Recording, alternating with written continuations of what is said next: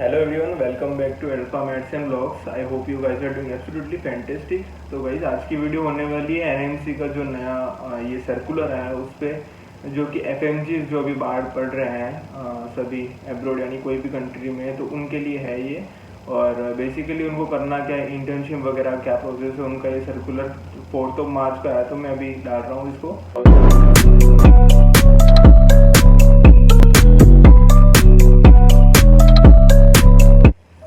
उसके पहले अपन बात कर लेते कि लास्ट वीडियो मैंने जो डाली थी ना एनएमसी के लेके, जो फिलीपींस के लिए उन्होंने एडवाइजरी निकाली थी, तो उसमें उन्होंने सीधा सीधा कह दिया कि अब आप आके यानी जो अभी पढ़ रहे हैं उनका वो खुद देखेंगे, एनएमसी नहीं देगी। तो वैसे मेरे हिसाब से ये गलत है, उनको पहले ऐसी एडवाइजरी दे देनी चाहिए थी। लेकिन अब बच्चे जो एबी साइकोलॉजी या बीएस बायोलॉजी कर रहे हैं फिलीपींस से अभी, तो वो तो सीधा सीधा इनवैलिड हो गए। तो अब उनके पास क्या क्या ऑप्शन रहते हैं। तो बेसिकली मेरे हिसाब से ऑप्शन आपके पास यही है कि आप अपने एजेंट से बात करें या फिर अपने कॉलेज को रिक्वेस्ट करें, क्योंकि परपेचुअल में ये है जहाँ पे मैं पढ़ रहा हूँ अभी। हमने देखा था अभी लास्ट मीटिंग में किसी ने पूछा था, I don't know the name of the person, कि जो डीन थे हमारे, उनसे पूछा था। तो डीन को अभी इस मामले में कुछ पता ही नहीं है कि एनएमसी का क्या चल रहा है क्या नहीं चल रहा है, तो उन तक बात नहीं पहुंची है।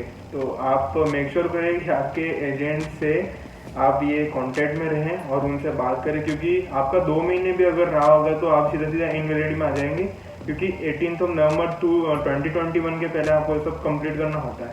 यानी 18 नवंबर 2021 के पहले अगर आप चले गए एमडी कोर्स में तो ठीक है, वरना आप इनवैलिड में आ जाओगे। तो ये गलत एक चीज़ थे, तो आप अपने एजेंट से बात करें, ठीक है। तो अभी जो सर्कुलर है उसको एक बार चलो इसको समझ लेते हैं। तो इसमें क्या क्या लिखा हुआ है। पहला पॉइंट है, it has been brought into notice of NMC that FMGs are facing hardship in getting themselves registered in some of state medical councils after publication of FMG licentiate regulations 2021 and compulsory rotatory medical internship CRMI regulations 2021 by NMC।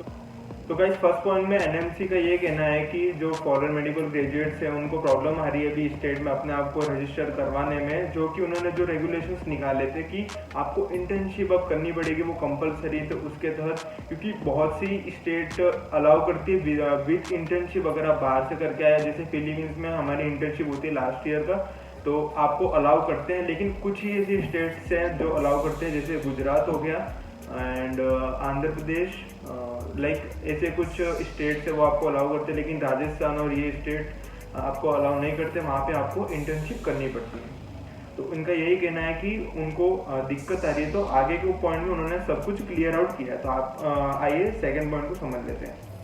The Commission hereby reiterates that the provisions contained in FMG regulations 2021 are not applicable in following cases। तो ये applicable नहीं होगी following cases। तो 3 point है, A B C।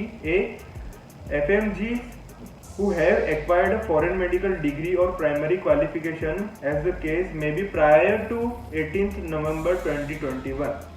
B point क्या है, candidates who have joined their undergraduate medical education in foreign institutes prior to 18 November 2021।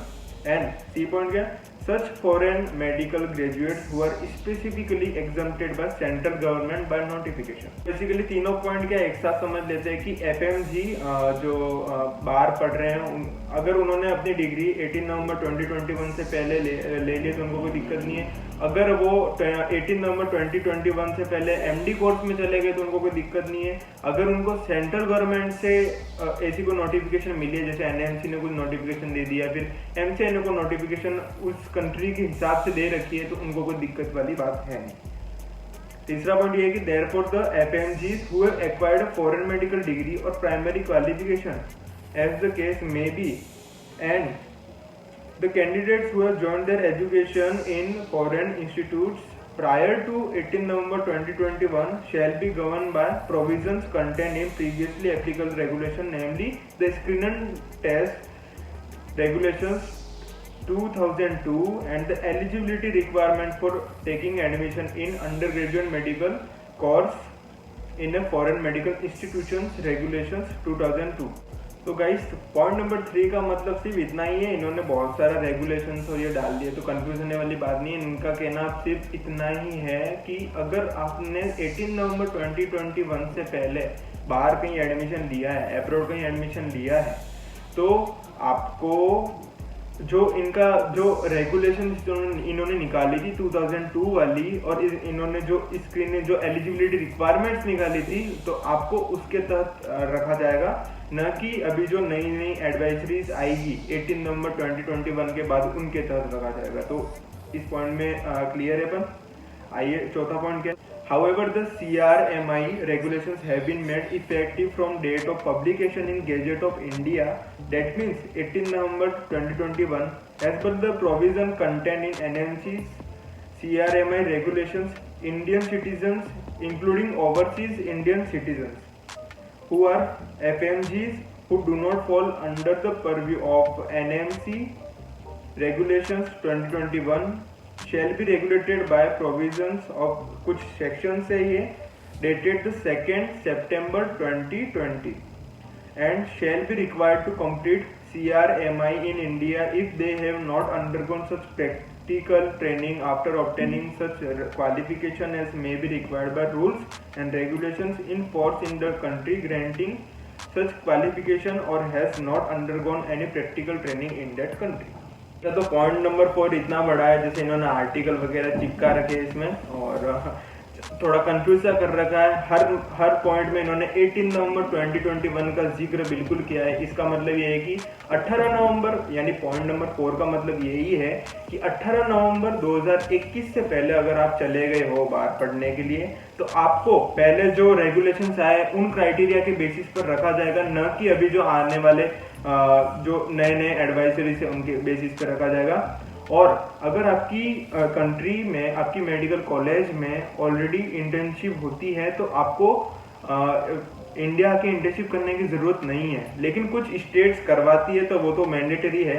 लेकिन अगर आपकी इंटर्नशिप वगैरह नहीं होती है और आप 18 नवंबर 2021 से पहले भी गए हैं, तो आपको इंटर्नशिप करने की जरूरत है। तो ये बेसिकली इतना सा पॉइंट था ये। पांचवा पॉइंट क्या है।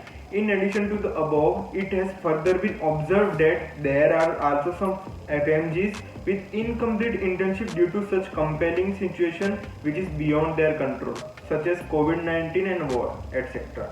Considering the agony and stress faced by these FMGs, their application to complete the remaining part of internship in India is considered eligible.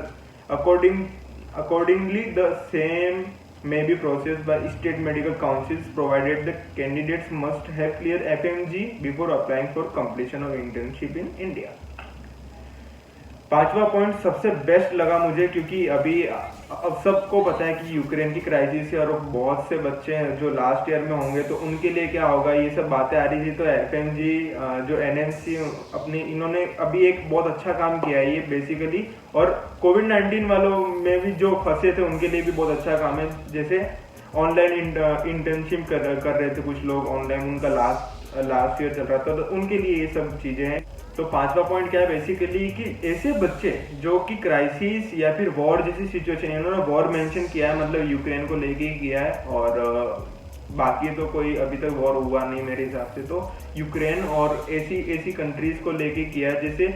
और कोविड-19 में जो फंसे हुए बच्चे थे जिनका लास्ट ईयर चल रहा था और अपनी वो लास्ट ईयर सही से कंप्लीट नहीं कर पाए, तो वो अगर इंडिया से भी उन्होंने इंटर्नशिप वगैरह कुछ की है, इंटर्नशिप वगैरह की है, तो वो एलिजिबल है। तो ये सबसे अच्छा पॉइंट है। और इनका कहना है कि सेम अगर स्टेट मेडिकल काउंसिल जो अपने अपने हिसाब से देखते रहते हैं, एनएमसी के हिसाब से नहीं चलते हैं, तो उनके लिए भी यही रूल्स लागू होंगे, वो भी इंटर्नशिप को एक्सेप्ट करेंगे।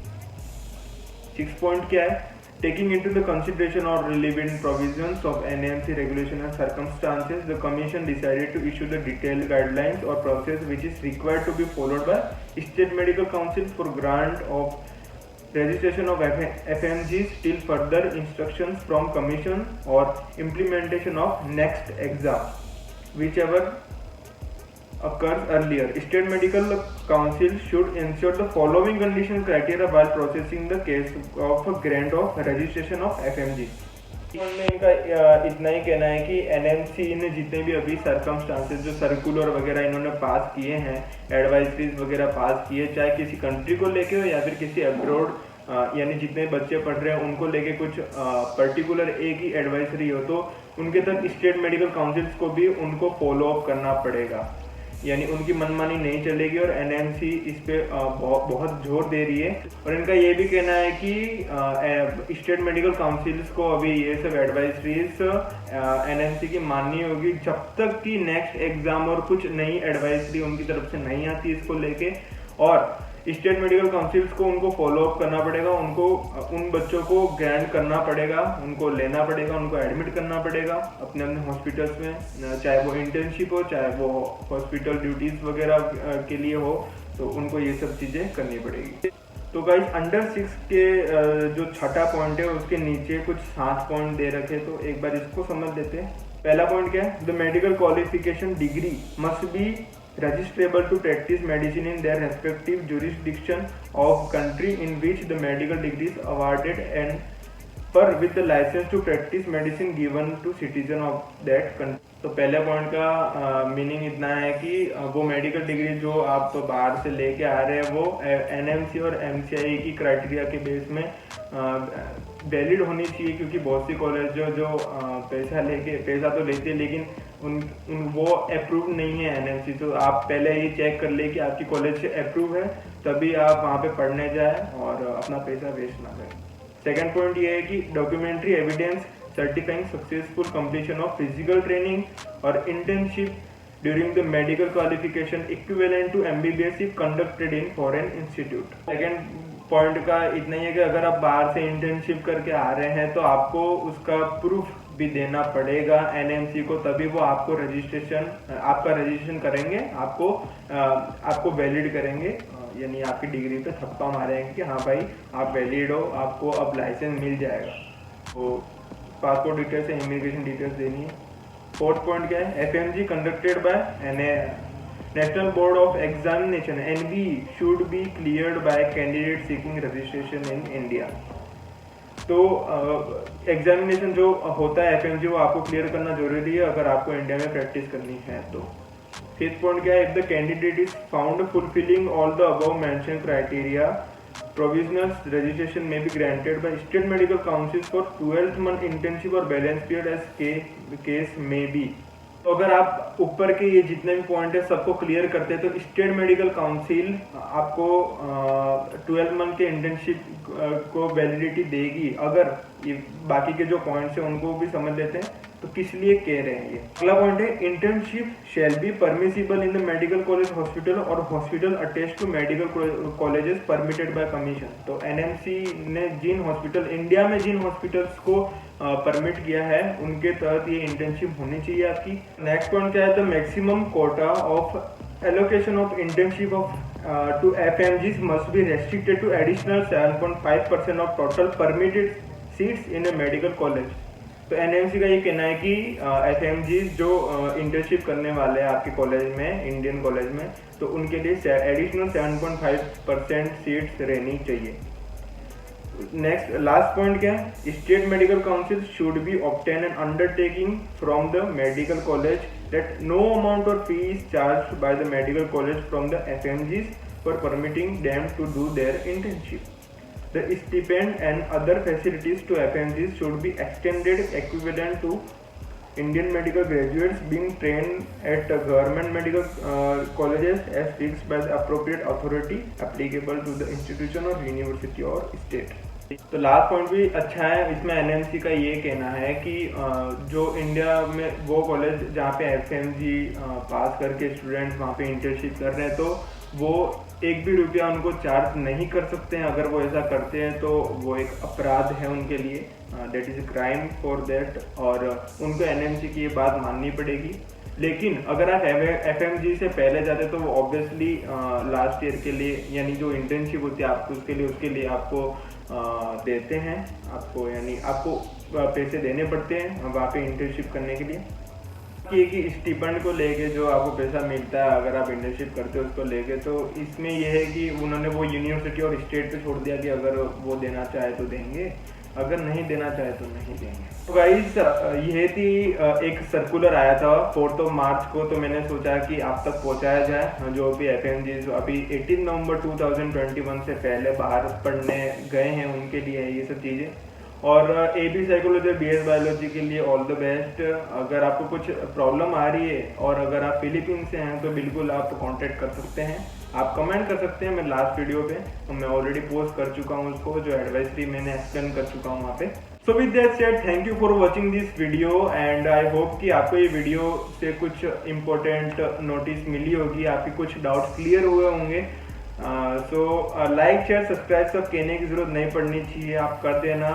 काफ़ी प्रोत्साहन मिलता है इन सब चीज़ों से। और 500 सब्स होने में कुछ ही सब्सक्राइबर बाकी है, तो प्लीज़ सब्सक्राइब करें चैनल को। अगली वीडियो में मिलते हैं, तब तक के लिए बाय। अपना और अपने का ख्याल।